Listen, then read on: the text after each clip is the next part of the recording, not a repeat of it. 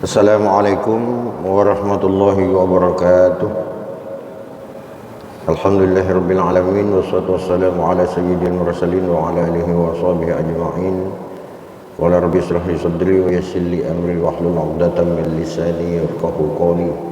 Qala la ilma lana illa ma 'allamtana innaka antal alimul hakim. Wa tub 'alaina innaka antat tawwabur rahim. Hadratul mukarramin, segenap para alim, para ulama, bapak-bapak jamaah Masjid Agung Al-Ikhlas yang senantiasa kami muliakan. Alhamdulillah, puji syukur hadirat Allah Subhanahu wa taala, kembali malam hari ini kita diberi nikmat sehat dan sempat oleh Allah Subhanahu wa taala sehingga kita dapat melaksanakan kewajiban kita, yaitu salat berjamaah yang dilanjutkan kita bersama-sama melakukan kajian ilmu Allah Subhanahu wa taala.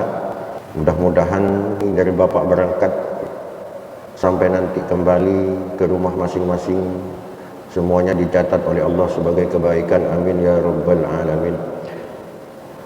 Hadirin sekalian yang dimuliakan Allah, kita melanjutkan kajian kita tafsir Hamamizadah atau tafsir Yasin.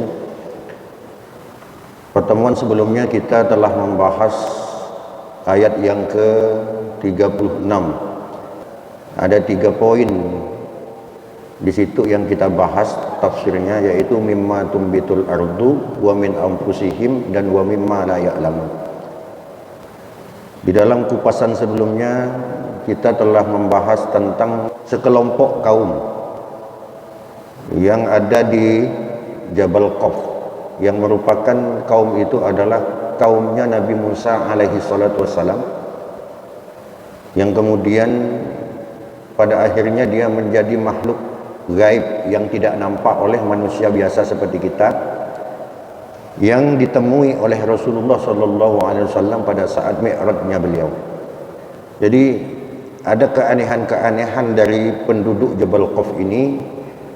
Kemarin sudah sedikit kami singgung di dalam tafsirnya ini. Kita melanjutkan malam hari ini.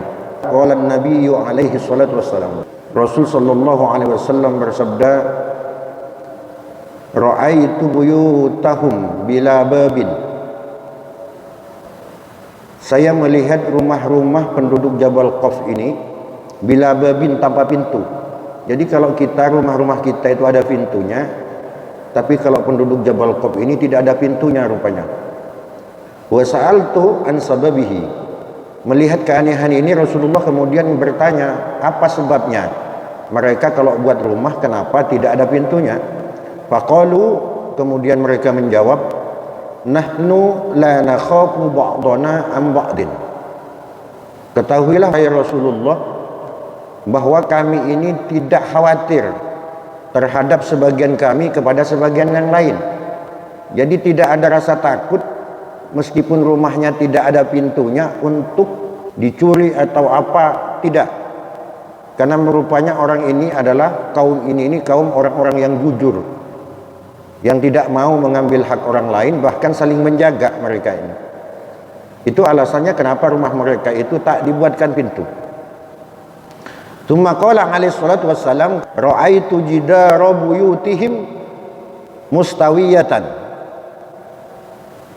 Terus dinding rumahnya itu sama semua, tidak ada yang beda bangunannya itu.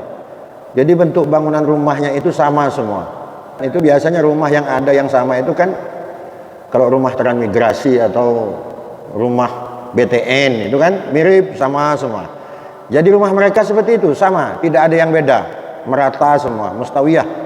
Fasa'altu an sababihi, kemudian aku bertanya, kata Rasulullah, an sababihi, dari sebabnya kenapa rumahnya mereka sama. Faqalu, kemudian mereka menjawab, nahnu fil qalbi sawa'un. Kami ini kelompok masyarakat yang sehati, wahai Rasul. Jadi sampai rumahnya pun saking sehatinya, rumahnya pun sama, mereka itu bentuknya, besarnya, semuanya sama. Kemudian Rasul bersabda, ra'aitu masajidahum ba'idatan min buyutihim. Rasul melihat masjid mereka ini jauh dari rumahnya, Pak. Fasa'altu an sababihi. Kemudian Rasul bertanya lagi, kenapa sebabnya kok buat masjid jauh dari rumah? Faqalu, Maka kemudian mereka menjawab, anna thawaba man atal masjida min makanin ba'idin uzidu min thawabin man atahu min makanin qarib. Karena semakin jauh masjid dari tempat kami, maka setiap langkah itu pahalanya akan semakin banyak, wahai Rasulullah. Makanya kami buat masjid itu jauh dari rumah kami. Nah, ini kita kembali kepada pembahasan ayat sebelumnya. Pernah kita bahas, wa naktubu ma qaddamu wa atharahum wa kulla syai'in ahsaynahu fi imamin mubin. Jadi napak tilas bekas setiap langkah kita itu di dalam melakukan kebaikan itu semuanya akan tercatat di Lauhil Mahfuz. Tidak akan ada yang tersisa. Termasuk Bapak melangkahkan kaki ke masjid ini, setiap langkahnya akan menjadi saksi nanti di hadapan Allah Subhanahu wa taala.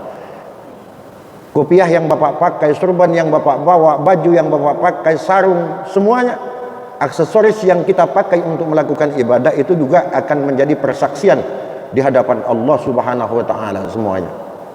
Maka terkait kepada pembahasan ini alasan masyarakat Jabal Qub ini kenapa mereka itu kalau membangun masjid itu agak jauh dari rumah-rumah mereka. Karena mereka ingin amal mereka itu lebih banyak. Tsumma qala alaihi salatu wassalam, kemudian Rasul bersabda lagi, ra'aitu maqabirahum inda babi buyutihim fasa'altu an sababihi. Ada keanehan lain, Rasulullah melihat kuburan-kuburan masyarakat Jabal Qub ini ketika ditanam itu, ketika ada yang meninggal, ditanamnya itu di depan rumahnya. Kalau kita kan enggak, ada lokasi penguburan khusus.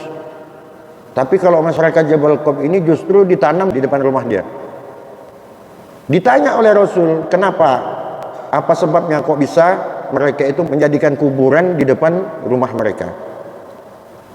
Faqalu, kemudian mereka menjawab, hatta naral maqabirah wala namilu wala nastaghilu ila dunya wala nansal mauta. Ini maksudnya ya Rasulullah, agar kami setiap saat bisa melihat setiap saat terhadap kuburan itu. Wala namilu, dan tujuannya adalah agar hati kami itu tidak condong. Wala nastaghilu, dan kami tidak selalu disibukkan ila dunia, terhadap urusan dunia. Artinya agar mereka itu selalu, pikiran mereka itu selalu lebih berat kepada akhiratnya daripada dunianya, agar menjadi pelajaran kepada mereka bahwasanya setiap yang hidup pasti akan mati. Tidak ada yang nama yang bernyawa ini yang tidak akan mati, semuanya kita akan mati. Jadi ini jadi pelajaran ke mereka, makanya ditanam di depan rumah mereka. Selanjutnya keanehan yang lain yang dimiliki oleh masyarakat Jabal Qub ini, qala alaihi salatu wassalam, ra'aituhum la yadhakuna fa sa'altu an sababihi. Nabi melihat masyarakat Jabal Qub ini jarang tertawa. Kemudian Nabi bertanya sebabnya kenapa? Faqalu inna ad-dhahaka yusawwidul qalba walidzalika la nadhak. Ketahui wahai Rasul, sesungguhnya terlalu banyak tertawa itu akan menghitamkan hati, menggelapkan hati. Oleh karenanya maka kami tidak biasa tertawa. Jadi meskipun tertawa jarang, memahami apa yang dijelaskan di sini ini, kalau di dalam kitab itu para ulama juga menyatakan bahwa yang dimaksud tertawa itu yang dilarang oleh agama itu adalah tertawa yang sampai kita itu menganga. Karena ada hadisnya begini, al-qahqahatu tamutul qulub. Tertawa yang sampai terbuka semua gini, lebar kita itu akan bisa mematikan hati. Makanya disunnahkan kita itu ketika kita tertawa kita tutup mulut kita itu. Kalau sudah tak mampu saking lucunya misalnya harus tertawa lebar mulut kita, maka harus ditutup gini. Tutup. Karena di riwayah itu katanya jadi jalan setan untuk masuk ke dalam tubuh kita juga. Orang yang koh-koh, yang tertawa terlalu lebar. Tetapi masyarakat Jabal Qub ini memang mereka ini jarang tertawa. Karena mengapa? Karena mereka lebih ingin selalu mengingat tentang akhirat, ingin selalu mengingat tentang kematian. Tsumma qala alaihi salatu wassalam, sa'altu anhum. Nabi kemudian bertanya, hal takununa maridun? Apakah kalian ini sakit seperti yang kami alami? Kata Rasulullah. Qalu, mereka menjawab, al maridu kafaratud dunubah. Ketahui wahai Rasulullah bahwasanya sakit itu adalah kafarah, tebusan dari orang-orang yang berdosa. Panahnu la nudnib, sedangkan kami ini tak pernah melakukan dosa. Jadi masyarakat Jabal Qub ini anti dosa.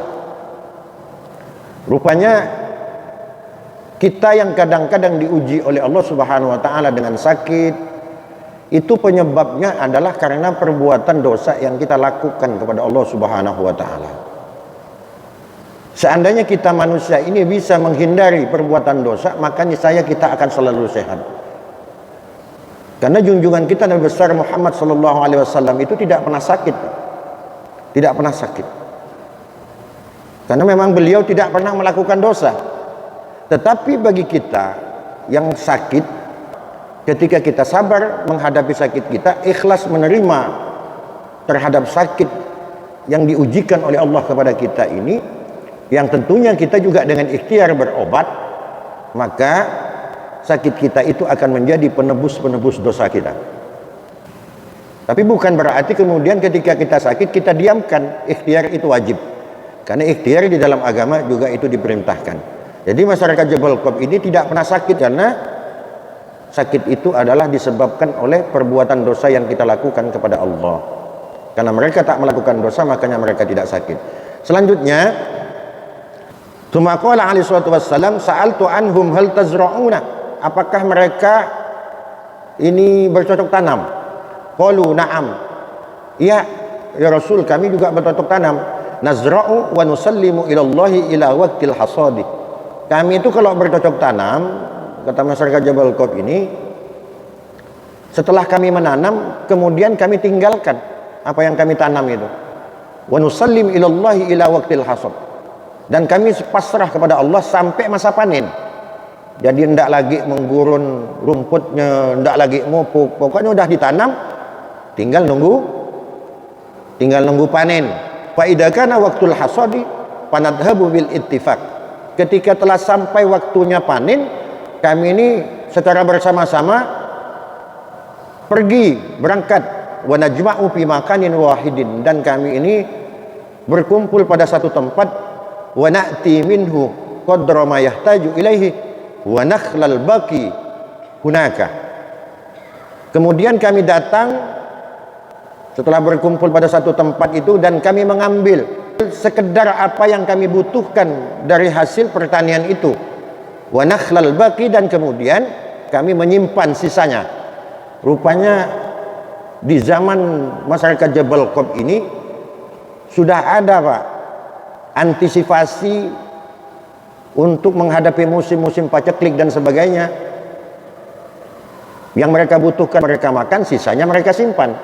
Kalau kita sekarang istilahnya bulog, jadi disimpan. Sama juga rupanya masyarakat Jabal Qub ini seperti itu. Tsumma qala alaihi salatu wassalam, hal fikum an'amun? Apakah kalian beternak? Qalu na'am. Ya, kami juga beternak wahai Rasulullah. An'amna bis sakhra famata lazimna na'ti minha qadra ma yahtaju ilaihi wa nakhlal baqi fis sahra. Sama, binatang ternak mereka itu apa yang mereka butuhkan diambil, sisanya tetap dilepas di lapangan luas, fis sahra. Persis seperti ketika mereka bercocok tanam. Tsumma qala alaihi salatu wassalam, kemudian Nabi bersabda lagi, ra'aitu wujuhahum musfiratun. Saya melihat, kata Rasulullah, wajah-wajah masyarakat Jabal Qub ini pucat. Fakultu falima takunu maridun tasfar wujuhukum. Kata Rasulullah, kenapa wajah kalian ini kok pucat? Apakah kalian sakit? Qalu, kemudian mereka menjawab, hada min khaufil mauti. Ya Rasulullah, kenapa muka kami ini pucat? Karena kami hari-hari yang terjadi pada kami masyarakat Jabal Qub ini, kami selalu khawatir tentang kematian. Jadi mereka ini yang diingat mati terus. Makanya pucat pasi, was-was, khawatir kalau mati, takut mereka itu tidak selamat dan sebagainya, sehingga wajah mereka itu pucat. Tsumma qala alaihi salatu wassalam, kemudian Nabi bersabda, sa'altu anhum hal yaktsiru fikul maut. Apakah masyarakat Jabal Qub ini juga banyak yang mati? Kama yaktsiru fina, seperti yang terjadi kepada umat kami, kata Rasulullah. Qalu na'am fi kulli sanatin janazatun. Ya Rasul, kami juga sama, ada yang mati. Setiap tahun yang meninggal itu janazatun, satu orang. Jadi masyarakat Jabal Qub ini setiap meninggalnya itu satu tahun itu satu orang saja umatnya, umat Jabal Qub yang meninggal. Kalau kita setahun berapa, Pak? Apalagi kena corona. Nah, ini masyarakat Jabal Qub. Di sini ulama Hamamizadah ini, Syekh Hamamizadah ingin menjelaskan kepada kita, fa fi alamil ghaibi haula'il qaumu katsirun la ya'rifuhum ahadun siwallahi ta'ala. Kata Syekh Hamamizadah, bahwasanya di alam gaib itu terdapat banyak kaum-kaum yang tidak nampak, yang masyarakat seperti kita, masyarakat biasa seperti kita ini tidak tahu, kecuali Allah Subhanahu wa ta'ala.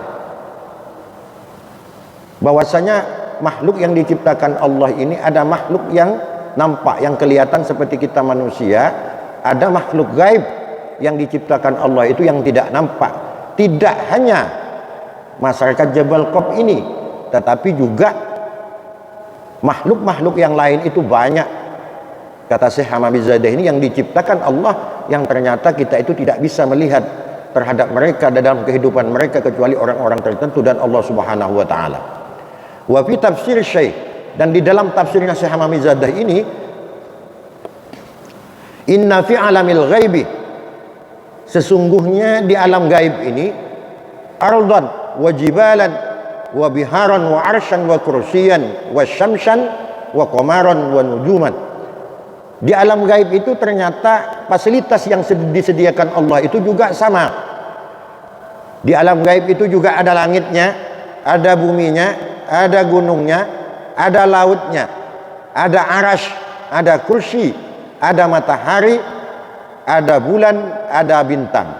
Jadi sama seperti fasilitas yang diberikan Allah kepada kita, makhluk kasar yang bisa dilihat seperti manusia kita ini.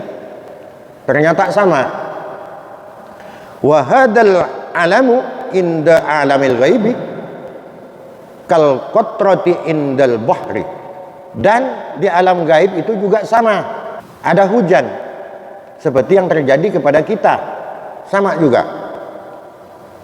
Kama rawa, sebagaimana yang telah diriwayatkan, anna wahidan mata.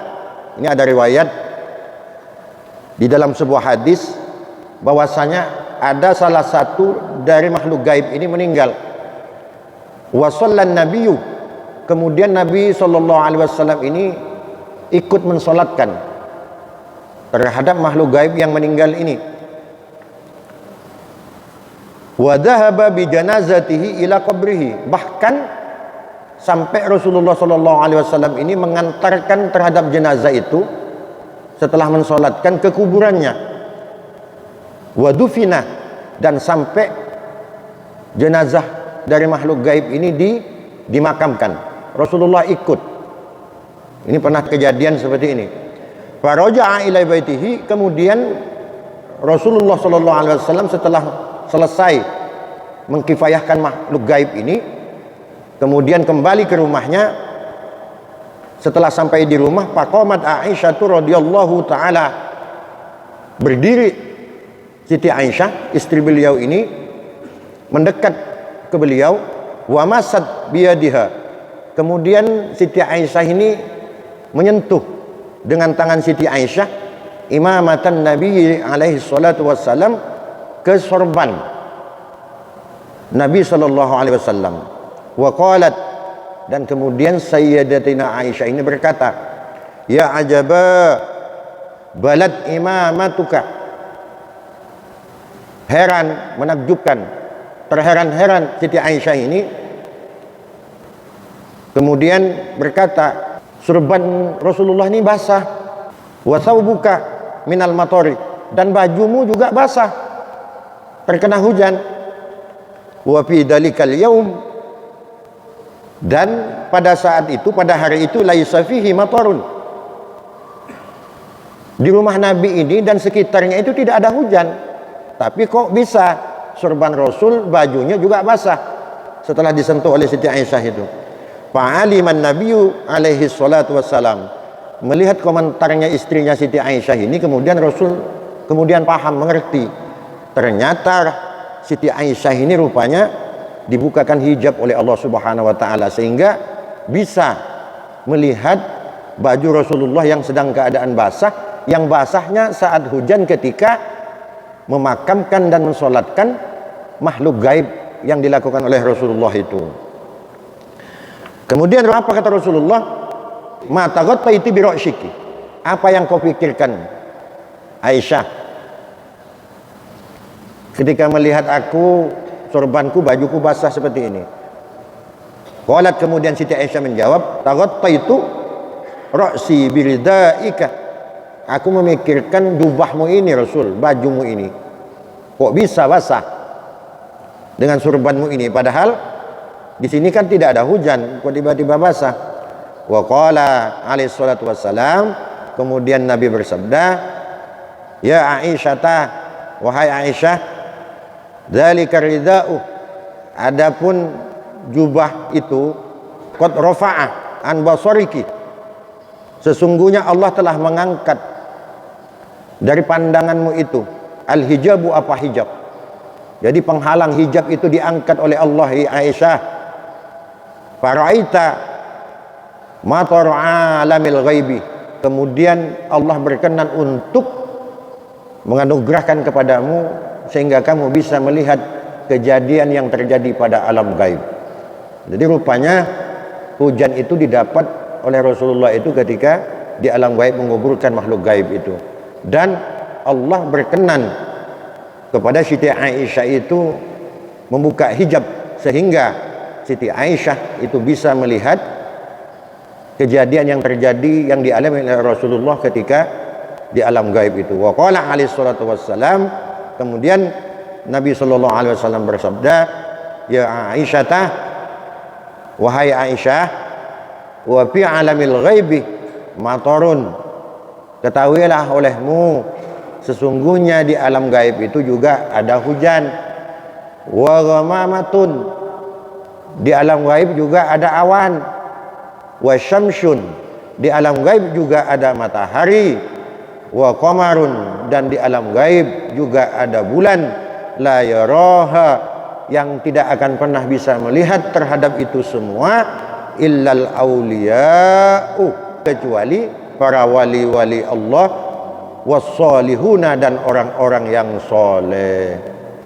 Jadi ternyata di ayat yang ke-36 dari surah Yasin ini, subhanalladzi khalaqal azwaja kullaha mimma tumbitul ardu wa min anfusihim wa mimma la ya'lamun, ini menceritakan tentang masyarakat Jabal Qab yang merupakan masyarakat gaib yang sebelumnya masyarakat Jabal Qab ini adalah umatnya Nabi Musa alaihis salam.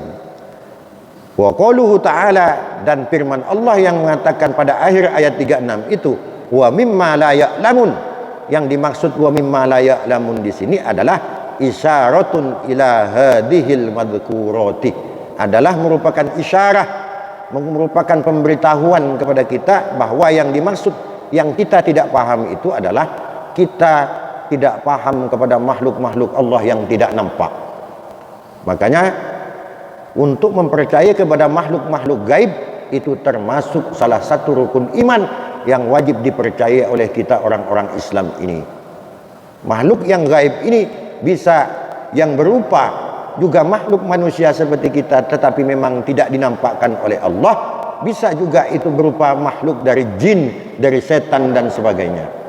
Yang pasti bahwasanya apa yang kita ketahui tentang ilmu Allah ini, tentang apa yang diciptakan Allah itu sesungguhnya kalau diibaratkan kata ulama itu tak ubahnya seperti seekor burung yang hinggap di lautan, kemudian paruhnya itu mematok air yang ada di lautan itu untuk meminum. Apa yang masuk ke tenggorokan burung itu, itulah ilmu kita, dan sisanya itulah ilmu Allah Subhanahu wa ta'ala. Begitu terbatasnya keilmuan kita, begitu sedikitnya keilmuan kita dibanding ilmu Allah Subhanahu wa ta'ala, baik ilmu itu yang berupa ciptaan alam dan isinya ini, ataupun ilmu yang seperti yang kita pelajari pada saat ini. Mudah-mudahan bermanfaat untuk kita semua. Bapak Ibu sekalian, untuk pertemuan yang akan datang insya Allah kita masuk ke ayat yang ke-37. Insya Allah kita lanjutkan nanti pada pertemuan yang akan datang. Mudah-mudahan bermanfaat untuk kita semua. Jika ada yang benar itu semata dari Allah Subhanahu wa ta'ala, dan jika ada yang salah itu semata dari kebodohan saya pribadi. Bapak-bapak sekalian, mudah-mudahan kita mendapat petunjuk dari Allah Subhanahu wa ta'ala. Hadanallahu wa iyyakum ajma'in. Allahu yuwaffiquna wa yarda. Wallahu muwaffiq ila aqwamit thoriq. Wassalamualaikum warahmatullahi wabarakatuh.